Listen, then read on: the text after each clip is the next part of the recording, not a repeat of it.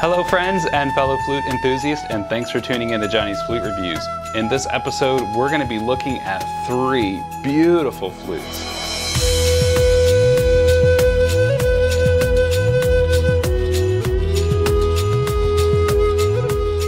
Welcome back, I'm Jonny Lipford, and on this channel we do reviews, tips, tutorials, original songs, and cover songs to showcase the versatility of the Native American flute. If you're new here, consider subscribing and drop a comment below so we can welcome you. By the way, you'll find show notes, links, and also some goodies in the description below. Look at these beautiful flutes that I have from Ed Dougherty, Tree of Life Designs. Ed has been making flutes for a little while. Here's his card, Tree of Life Designs. He and his wife Dawn have Tree of Life Designs where they not only make flutes, but a lot of goodies for your body and your home. Dawn runs an apothecary, but today we're gonna focus on these 3 beautiful flutes that I have from Ed. He graciously sent these my way.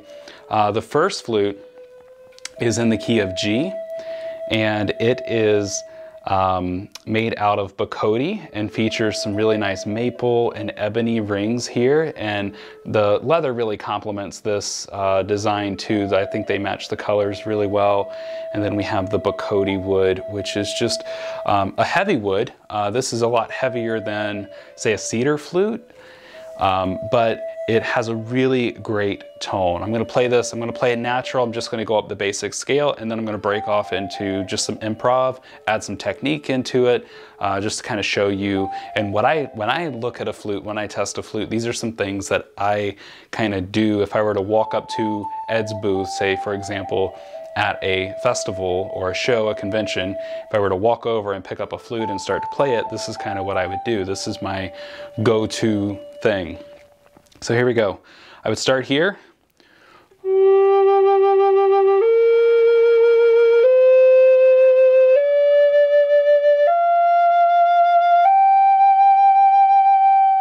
Just by going up the basic scale, I can tell that notes are in the right place by interval. And also measuring back pressure and overall loudness or softness of the flute. So now I'll break into something different.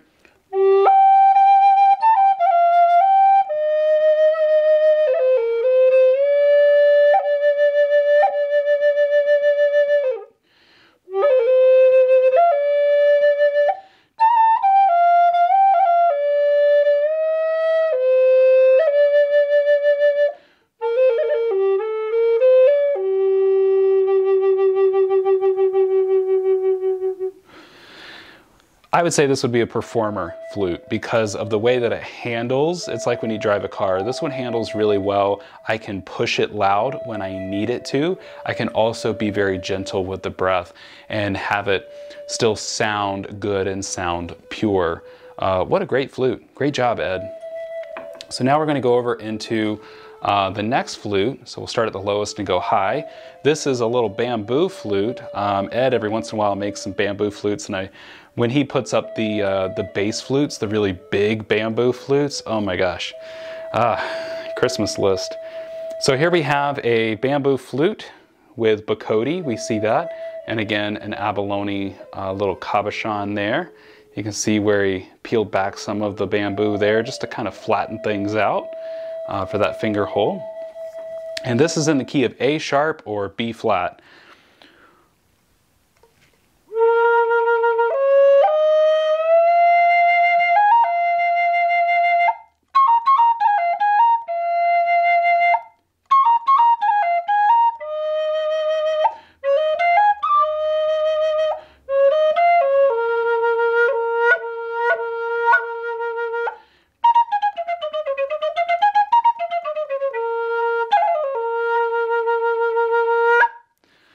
This one for bamboo has a really bright tone, and what I find here is it's contributed by the nest.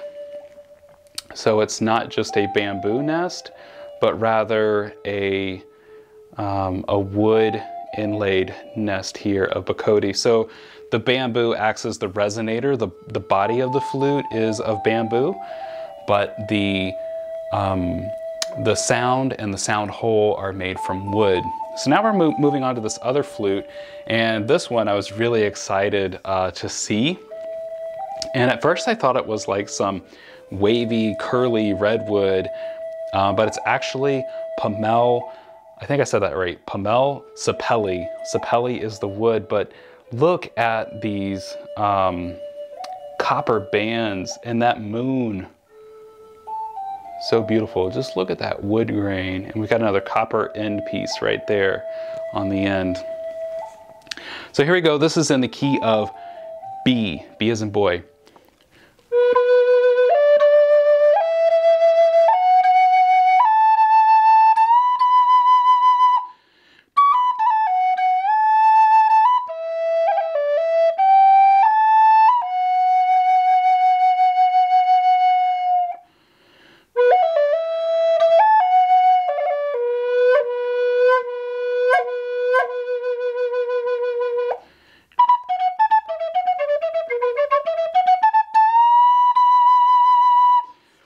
Really crisp, really bright sounding.